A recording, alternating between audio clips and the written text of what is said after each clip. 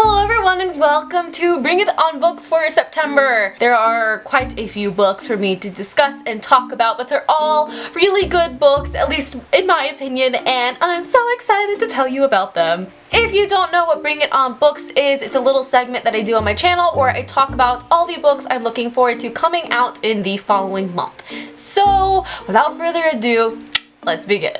The first book I want to talk about comes out on September 2nd, and that is the second book of the Dune series, and it's Destined for Dune, and it's by Corey Karp and Leah Langdon. And basically what the first book is about, I haven't read it yet, but these two girls end up going to Scotland and they're entered into this magical world. And since I'm going to Scotland, what better way to celebrate than reading a book of a place of magic in Scotland.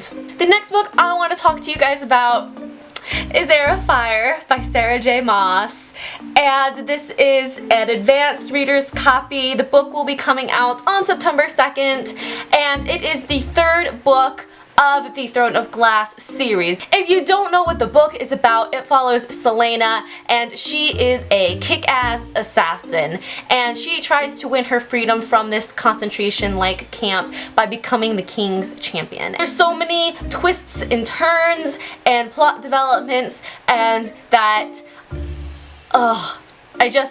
I can't express my feelings to you right now, but on or around September 2nd, I should have a video up of what I thought about Heir of Fire. The next book comes out on September 9th, and that is Illusions of Fate by Kirsten White. And it's about this girl who finds this boy who has magic, and I don't know a lot about it, but it says it's perfect for fans of Cassandra Clare, The Madman's Daughter, and Libba Bray, and I love all three of those, so I'm gonna be picking myself up that book.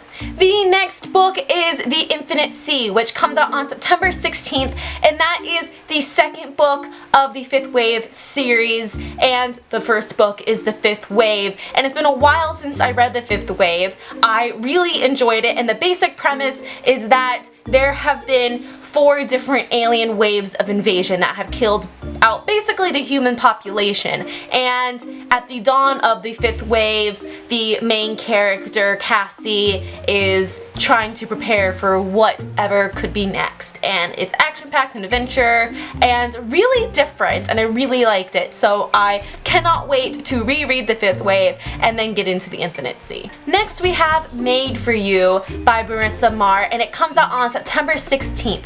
The main character, Ava, is hit by a car, and she doesn't know who would hit her with their car, but she finds that it awakens this new ability within her that when someone touches her, she's able to see how they will die. And so now there's this murderer, I guess, going around in their sleepy little town, and so she has to figure out how to keep her friends and her love flame alive. And it sounds like a really cool thriller, and the cover is really cool. On the 16th, we also have a book, Sway by Kat Spears, and it is a contemporary book that looks really kind of cute. It is about the main character, Jesse, and he could, talk himself out of any situation, talk people into anything.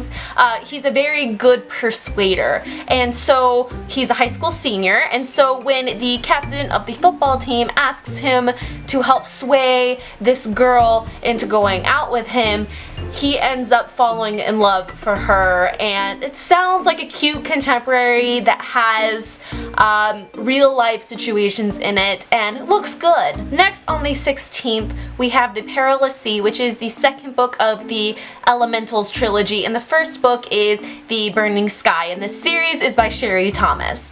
Basically, the main character, Iolanthe, I think is how you pronounce her name, she's basically been told that she is the greatest elemental mage of all time, and that she is the savior of this realm. And so she goes on this journey to defeat what I guess is holding their realm perilous. Moving on to the 23rd, we have In a Handful of Dust, which is the companion novel to Not a Drop to Drink.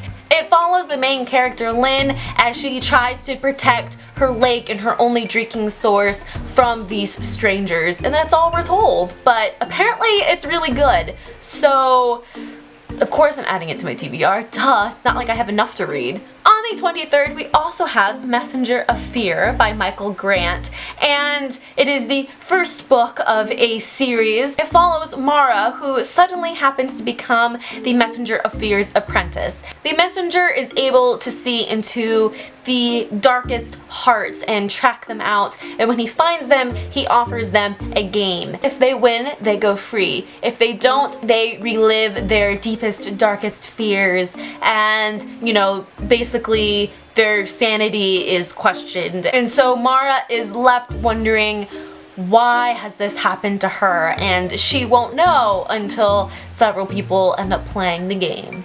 The next book also comes out on the 23rd, and that is Rooms by Lauren Oliver. Past residents of the house, Alice and Sandra, reside in the house themselves, and you know, they communicate by making the radiators hiss or the floors creak. And so when a new family moves in, somehow the human world and their world collides with catastrophic events or cataclysmic events or something like that, according to the book. So it sounds really interesting. Anything with paranormal, I'm down. I'll read it. On the 23rd, we also have Afterworlds by Scott Westerfeld, and I don't know much about this book, and I'm going to begin it very, very soon, as in today. And all I know about it is that the author is creating two stories into one. The main character is a soon-to-be published YA author, and the book interweaves her real life with the story that she is writing called Afterworlds. So it's really going to be interesting to see how these combine and mix, and I think it's a really interesting concept. And lastly, on September 30th, we have Invisible, which is the second book of the Twixt series by Dawn McCaff. From what I can remember, the main character, Joy, is at a party or someplace, and this guy tries to slash her eyes, ends up missing, and he's marked her as his one. And she is opened up into a world where there are monsters and creatures of,